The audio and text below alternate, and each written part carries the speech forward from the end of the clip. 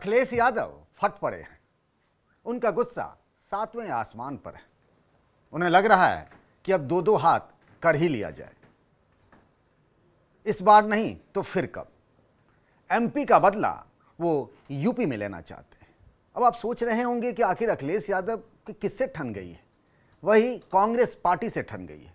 India गठबंधन में होने के बावजूद समाजवादी पार्टी और कांग्रेस के रिश्तों में खटास आ गई है, या फिर यूं कह लें कि फर्स्ट राउंड ऑफ वार सामने दिख रहा है। मध्य प्रदेश में विधानसभा चुनाव को लेकर समाजवादी पार्टी और कांग्रेस के बीच सीटों के बंटवारे पर कई दौर की बातचीत होने के बावजूद नतीजा नहीं निकला और उसके बाद से ही अखिलेश यादव के मन में बहुत कुछ चल रहा है।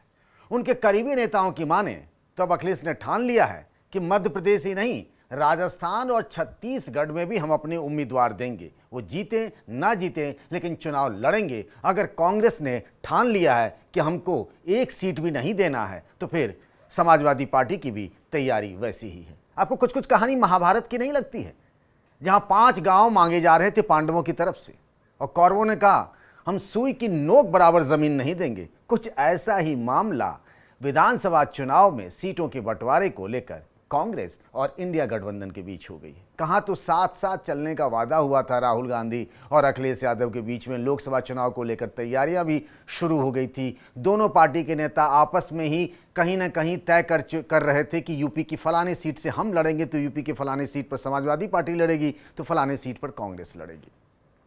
अखिलेश यादव ने अपनी मंशा साफ कर दी है। कानपुर में जब पत्रकारों ने उनसे सवाल पूछा कि मध्य प्रदेश में तो कांग्रेस ने आपके लिए एक सीट नहीं छोड़ी, अब आप क्या करेंगे, तो अखिलेश ने कहा कि कांग्रेस ये तय करे और ये बताए कि ये जो गठबंधन है वो राष्ट्रीय स्तर पर है या फिर प्रदेश स्तर पर भी है, और अगर नहीं है तो फिर सपा बाहर चली जाएगी। सपा मतलब समाजवादी पार्टी। देखिए, बातचीत हुई थी, हो रही है, और अंत में इंडिया का जो अलायंस है वो केंद्र लेवल पर है। ये केंद्र लेवल पर है, चर्चा चल रही है, केंद्र बात चल रही है। अगर हो गया ठीक है, नहीं हुआ पर उसका फोकस केंद्र के लोकसभा चुनाव पर है। देखिए, ये कांग्रेस को बताना पड़ेगा कि इंडिया भारत गठबंधन अगर देश के स्तर पे तो देश के स्तर पे है, अगर प्रदेश से स्तर पे नहीं है तो फिर भविष्य में प्रदेश स्तर पे भी नहीं होगा। ये तो कांग्रेस को बताना है, मैं इस पर नहीं बोल सकता कुछ। नहीं, अब छोड़िए, वो बातचीत जो चली सो चली रात के 1 बजे तक। जब बात नहीं चली तो नहीं चली। अब आइए जरा कहानी विस्तार से समझते हैं कि बात कहां से शुरू हुई और कहां पे खत्म हो गई और आगे कहां तक जा सकती है, और अगर चली गई तो इसमें मायावती का रोल क्या होगा। अखिलेश और राहुल गांधी के रिश्तों में मायावती भी कहीं खड़ी नजर आ रही हैं। इसको हम आज बारी बारी से समझेंगे। नमस्कार, मैं हूं पंकज झा और आप मेरे साथ देख रहे हैं अंदर की बात। आज बात अंदर की ही है, इसीलिए साफ साफ आपसे बात कहेंगे। मामला शुरू हुआ 14 सितंबर। ये वो तारीख है जब दिल्ली में कोऑर्डिनेशन कमेटी की बैठक हुई। ये जो इंडिया गठबंधन बना है उसके सबसे हाई पावर कमेटी यानी बड़े फैसले लेने का अधिकार इसी कोऑर्डिनेशन कमेटी को दिया गया है, जिसमें शरद पवार जैसे बड़े नेता भी हैं।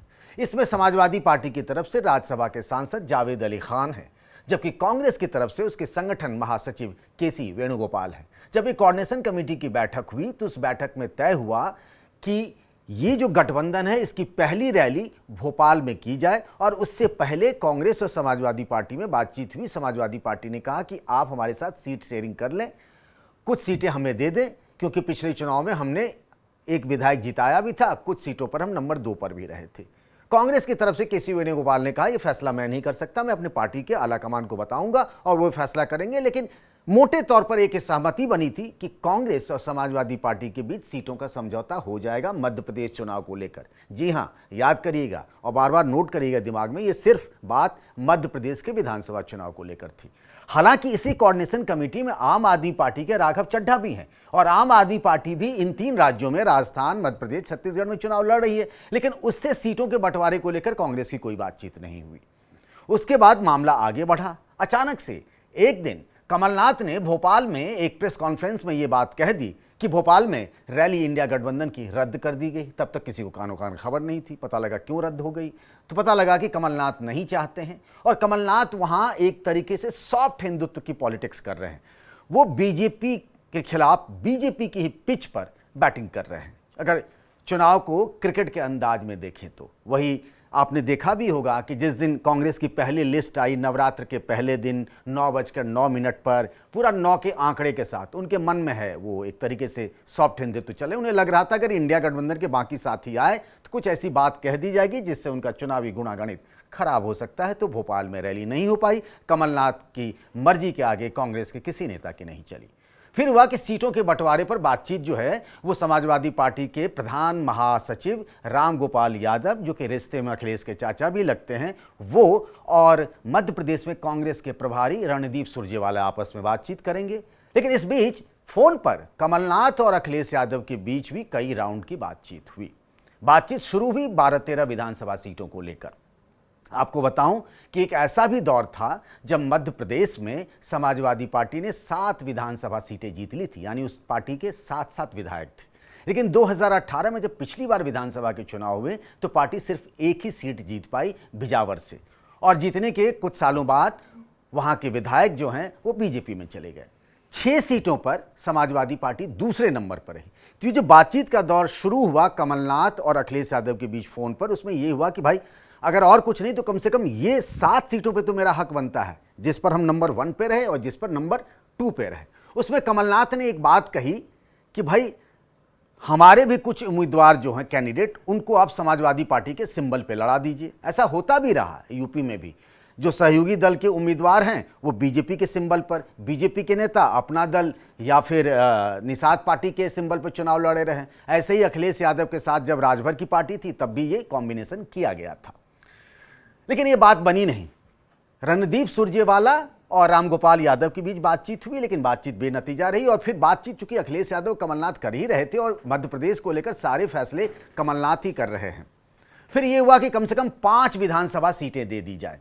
आखिरी जो बातचीत हुई थी नवरात्रि से पहले दिन, जिस दिन कलश स्थापना था उससे ठीक एक दिन पहले आखिरी बार फोन पर बातचीत हुई। हुआ कि कम से कम 5 विधानसभा सीटें मिल जानी चाहिए। और 5 विधानसभा सीटों पर समाजवादी पार्टी के कौन कौन उम्मीदवार होंगे, इनको अखिलेश यादव ने कहा कि आप जाकर कमलनाथ से एक बार मिल भी लीजिए। उन लोगों ने मुलाकात भी की और ये लगा कि कम से कम समाजवादी पार्टी को 5 विधानसभा सीटें दी जा रही हैं। वो इलाका जो यूपी से सटा हुआ एमपी का इलाका है, जहां समाजवादी पार्टी और बीएसपी दोनों का प्रभाव है। लेकिन हुआ क्या, नवरात्र के अगले ही दिन कांग्रेस के मध्य प्रदेश से 144 उम्मीदवारों की लिस्ट आ गई। 144, 1 4 4 4 4 8 1 9, यहां भी 9 का आंकड़ा जो हम आपको कह रहे थे, जिसको लकी नंबर मानते हैं कमलनाथ। और इसमें से वो सीटें थी जिन सीटों पर समाजवादी पार्टी का दावा था। जब ये खबर अखिलेश यादव को लगी तो वो हैरान रह गए कि आखिर हो क्या गया, ये हमें तो कहा गया था कुछ और, क्या हमारे साथ धोखा हो गया। फिर उन्होंने मध्य प्रदेश में अपनी समाजवादी पार्टी के नेताओं को लखनऊ बुलाया और देर शाम उन्होंने भी 9 उम्मीदवारों की लिस्ट जारी कर दी कि भैया अगर तुम लड़ने को तैयार हो तो हम भी पीछे हटने को तैयार नहीं, हम भी लड़ेंगे, चलते हैं एक ही सीट पर। इंडिया गठबंधन के 2 सहयोगी दल आमने सामने, यानी समाजवादी पार्टी और कांग्रेस के बीच मुकाबला होगा। अब जाकर जो बात पता चली है उसमें यह है कि अखिलेश यादव ने एक तरीके से मन बनाया है कि अब बात आगे तक जा सकती है। आपको बताऊं कि इस बीच कोशिश की गई कि अखिलेश यादव को मनाया जाए कांग्रेस के नेताओं की तरफ से, लेकिन बात बनती नजर नहीं आ रही है, क्योंकि जब तक आप सीट छोड़ेंगे नहीं अखिलेश यादव तैयार नहीं होंगे। और सीट छोड़ी नहीं गई है तो फिर अखिलेश यादव क्यों मानेंगे।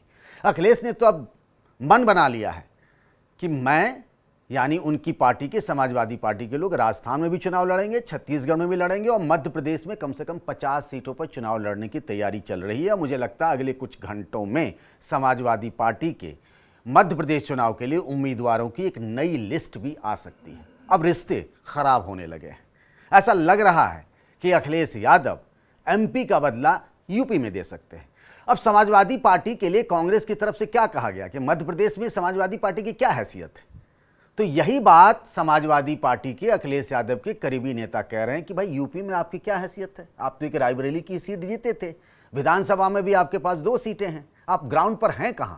अब अगर यूपी में लोकसभा की 80 सीटें हैं और जो पुरानी कहावत है जो हम बार बार जिसका जिक्र करते हैं कि दिल्ली का रास्ता सत्ता का लखनऊ से होकर जाता है, और तब लोकसभा चुनाव में अगर कांग्रेस और समाजवादी पार्टी में ठन गई और सीटों का बंटवारा नहीं हो पाया तो फिर क्या होगा। यहीं पर एक चेहरा और सामने आता है, वो है बीएसपी सुप्रीमो मायावती का। कुछ लोग ये भी कह रहे हैं कि कहीं कांग्रेस ही जानबूझकर गेम तो नहीं कर रही है ताकि समाजवादी पार्टी को भड़का दिया जाए, बिदका दिया जाए, वे खुद ही गठबंधन से बाहर चली जाए और फिर मायावती के साथ रिश्ते सुधार लिए जाए। क्योंकि कांग्रेस कैंप के कई नेताओं का यह मानना है कि समाजवादी पार्टी के बदले अगर बीएसपी से गठबंधन होता है तो कांग्रेस को उसमें ज़्यादा फायदा होगा। अब बात ये ठहरी मायावती की माया अपरंपार है, वो गठबंधन करती हैं या नहीं करती हैं उन पर तय होगा। लेकिन कांग्रेस पार्टी के कई नेता चाहते हैं, तो अचानक से यूपी में गठबंधन को लेकर तमाम तरह की गांठें खुलने लगी हैं और बनने लगी हैं। आपकी राय का इंतज़ार रहेगा बेसब्री से। आप अपना ख्याल रखिएगा और पूरा वीडियो देखने के बाद आप अपनी राय ज़रूर रखिएगा।